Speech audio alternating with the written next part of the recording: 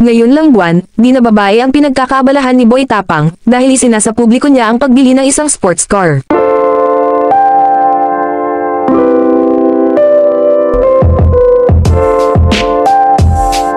Kamakailan lang trending na trending ang love team ni Boy Tapang at Cherry White sa social media. Ang harutan at lambingan ng dalawa ay talaga namang nagpapakilig ng kanilang mga subscribers at followers.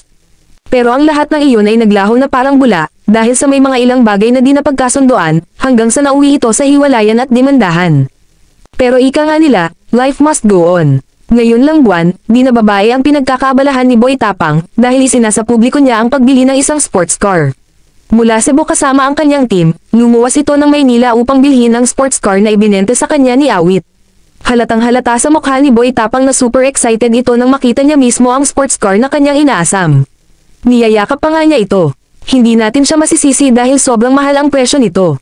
At sa buong buhay niya, ngayon lang siya magkaroon ng ganito. Mula Maynila, isinakay niya ito sa isang barko upang dalhin sa kanyang probinsya sa Cebu. Pero mukhang nahihirapan ang mga crew nang ilabas nila ito sa barko dahil sa sobrang baba ng sasakyang ito, kaya ginagamitan pa nila ng lubid at ilang sandali pa ay tuluyan nang nailabas sa barko. Super excited na si Boy Tapang na paandar rin ang kanyang sports car, matapos itong magpasalamat at magpaalam sa mga crew sabay ang pag-groupie. Habang binaybay ni Boy Tapang ang daan patungo sa kanilang bahay, talagang mapapalingon ang mga motorista na kanyang nadadaanan. Yung iba kumakaway pa, habang yung iba pag-selfie sa gitna ng kalsada. Masaya namang ginantihan ni Boy Tapang ng kaway ang kanyang mga tagahanga. Congrats sa iyo Boy Tapang, God bless.